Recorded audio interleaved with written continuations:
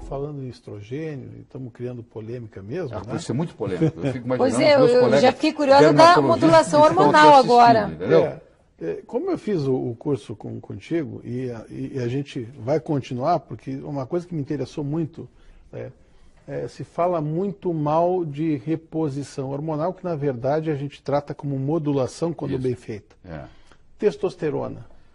Pois é, então você imagina, um indivíduo tem 70 anos de idade, ele vai no oftalmologista e fala assim, doutor, eu estou aqui porque eu não estou enxergando bem. Aí você imagina o oftalmologista dizendo para ele assim, eu vou lhe dar uma visão de 70 anos. Ele fala, não, doutor, peraí, eu vim cá para ter uma visão 20/20. Eu quero o melhor óculos que eu puder me dar. O indivíduo está com diabetes, ele vai no endocrinologista, o endocrinologista fala, eu vou te dar um pâncreas de 70 anos. Não, eu quero a minha glicemia abaixo de 100. O indivíduo de 70 anos vai no consultório, do urologista. Ele está com o testículo dele tem 70 anos, ele não produz mais testosterona como produzia aos 25. Por que não dá para esse indivíduo também? Aí você vai dizer assim, mas e não corre o risco de câncer? Eu falo, não, é o contrário. O jovem de 18 anos de idade, que tem a testosterona em 2000, tem câncer de nada, pô. É à medida que você vai perdendo os hormônios, que você vai desenvolvendo câncer. Só que eles desenvolveram uma série de hormônios, Guilherme, que não são hormônios, que causam câncer. Que no caso, por exemplo, vamos dizer, a metiltestosterona. Então, como a metiltestosterona causa câncer, o médico pensa que a testosterona causa câncer. Papagaio come milho e periquito leva fama. Eu faço testosterona em mim mesmo há 14 anos. Eu comecei aos 52, vou fazer 67 anos de idade. Eu vou só fazer um adendo, porque eu e meu filho vamos à academia depois do dia a dia e tal, a gente vai para uma academia e vamos mudar o nosso dia a dia. Depois do teu programa, eu tive duas pessoas assim que me pegaram na porta da academia. Sabe, pô, estava assistindo tal, pô, adoro o Laíro, comprei livros tal. Cara, eu vejo esse cara há 15 anos, ele continua igual. Mas não tem segredo. É a parte nutricional, que infelizmente não dá tempo aqui para ele estar discutindo, é a parte hormonal, entendeu? E é a atividade física. É uma combinação. Se pergunta assim, qual que é a perna mais importante de um tamborete de 3 pernas? Não tem a mais importante. A atividade física é importante, a parte nutricional é importante, a parte hormonal é importante. Quando você combina as 3 coisas, você consegue fazer o que eu chamo de envelhecer sem ficar velho. Porque envelhecer, Miguel, todos nós vamos envelhecer. A alternativa é morrer antes. Agora, ficar velho, parar de escutar, parar de enxergar, perder autonomia, perder controle esficteriano, esquecer o nome do filho, isso é opcional. Ou seja, as doenças relacionadas com a idade hoje são opcionais. Só tem quem quer. Um brasileiro hoje de 65 anos de idade toma, em média, 6 remédios por dia. Remédios. Ou seja, é doente.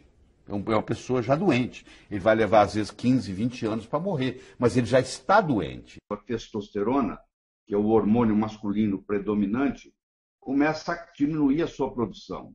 A produção ocorre 95% nos testículos e por volta de 5 a 7% nas glândulas adrenais.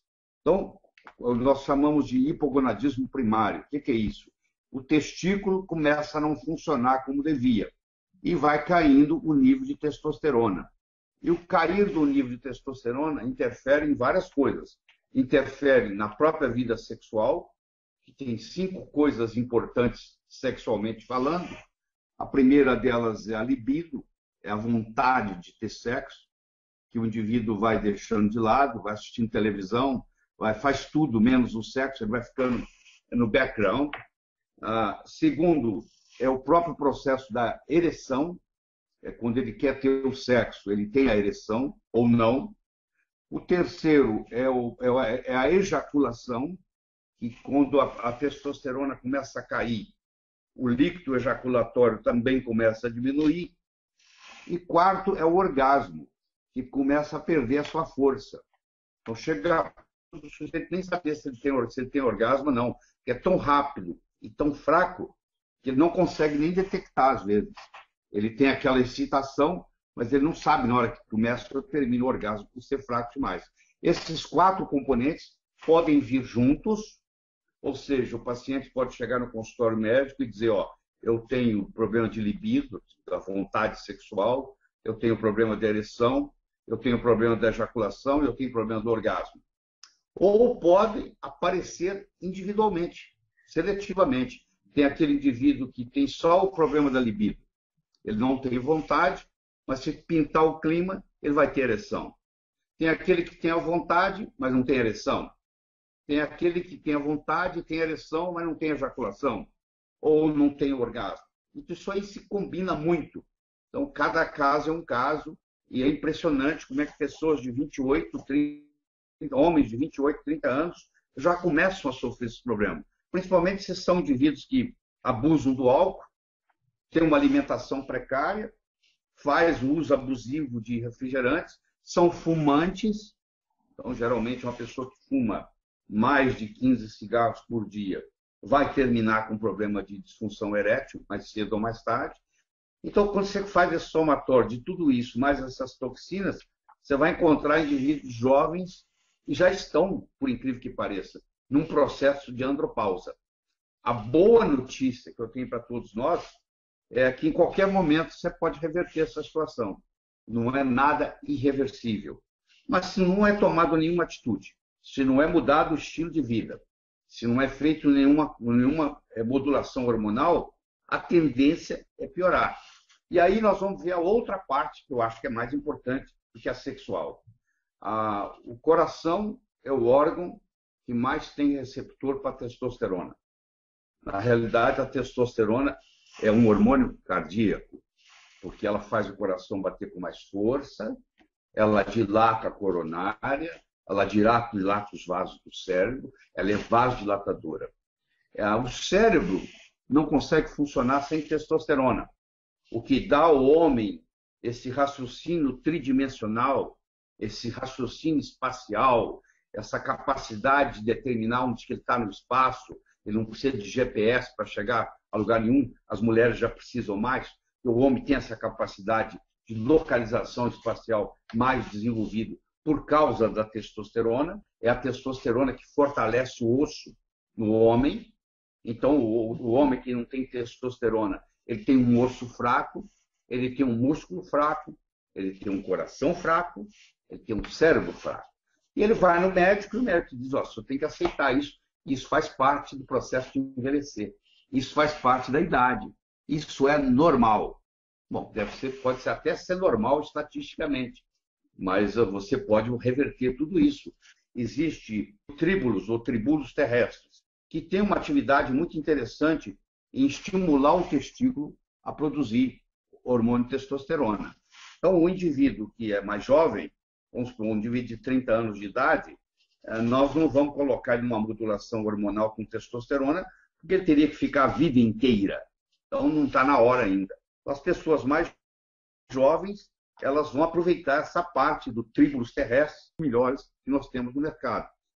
E aí o testículo volta a funcionar, porque o testículo ainda é jovem, está faltando uma estimulação.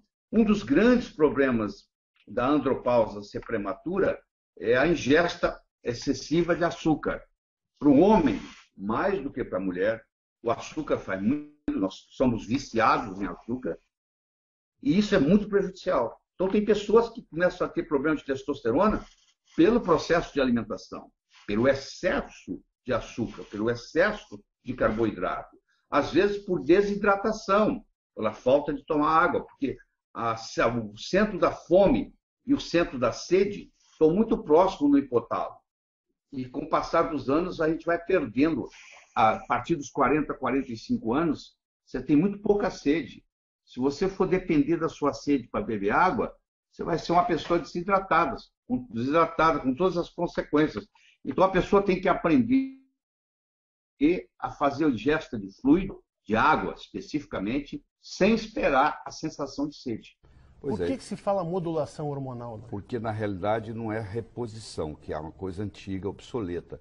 Reposição era assim, faltava um hormônio, aliás, eles nem sabiam se faltava, porque não media nada na época, e também não valia a pena medir, porque o que dá não muda o que está lá, entendeu? Então, uma mulher, por exemplo, está na menopausa, está com estrogênio baixo, não adianta medir que ela está baixo, no caso da reposição, porque o que ia repor não ia mudar o estrogênio dela. Então, a reposição, vocês olhavam o hormônio e dava. A modulação, você primeiro equilibra como se fosse uma orquestra. Não adianta consertar só aquele violino que está desafinado.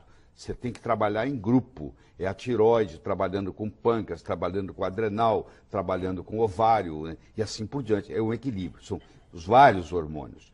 E não é oral, você não faz isso pela boca, porque os hormônios esteroidais, eles não devem ser administrados pela boca, porque quando eles passam no fígado, eles mudam a característica e vai cair no sangue metabólitos, às vezes, indesejáveis.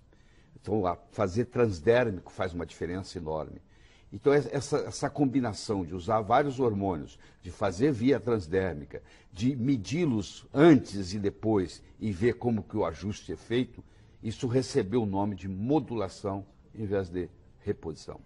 E uma coisa interessante, né, é o que a gente sempre te escuta falar e que muita gente acha que não existe, que é o bioidêntico. Sim. Né? Aliás, o bioidêntico surgiu antes do não bioidêntico. Porque... Como, Liga? Posso te perguntar o que é o bioidêntico? Pode, sim. Bioidêntico é o seguinte, é algo que é exatamente igual àquilo que você tem no corpo. Então, se eu tenho uma progesterona que é igualzinha que o seu ovário fabrica, essa progesterona é chamada bioidêntica. Ela foi criada, foi descoberta em 1940. Para você fazer o não bioidêntico, que é o que você encontra comum aí, você tem que ter o bioidêntico, porque existe uma lei mundial que diz assim, não se pode patentear nada que a natureza fabrique. Então, para uma empresa lançar um similar, ele tem que provar, a empresa tem que provar que esse não é bioidêntico. Então, os bioidênticos surgiram primeiro, para depois surgir os não bioidênticos.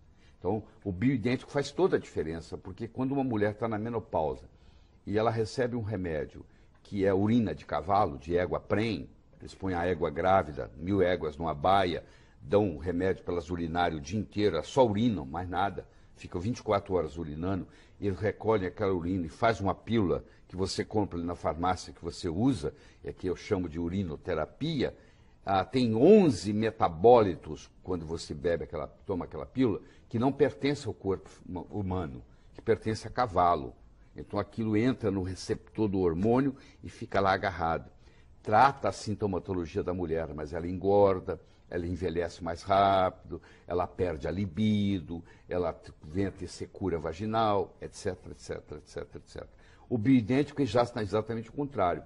Você mede, vê que está deficiente, e hoje se faz principalmente na saliva, é o melhor jeito, e você então substitui aquilo numa dosagem apropriada para atingir um nível salivar, que é o nível do tecido, e é como se fosse um ato de mágica, porque a melhora é absurda. Eu digo para o médico, quando você começa a trabalhar com esse tipo de medicina, você vai se sentir muito mais orgulhoso de ser médico, porque o paciente vai dizer para você, doutor, eu nunca melhorei tanto na minha vida, muito obrigado. E você recebe agradecimentos e a sua clientela aumenta, porque não existe nada melhor do que o boca a boca, não é verdade? Porque quando você faz uma coisa bem feita para um paciente e ele melhora, esse paciente vai conta para o outro. Quando o outro chega, a melhor propaganda. E você já percebeu, você trabalha na área de saúde, quando você recebe um paciente que foi recomendado por outro, ele já chega de peito aberto, confiando 100%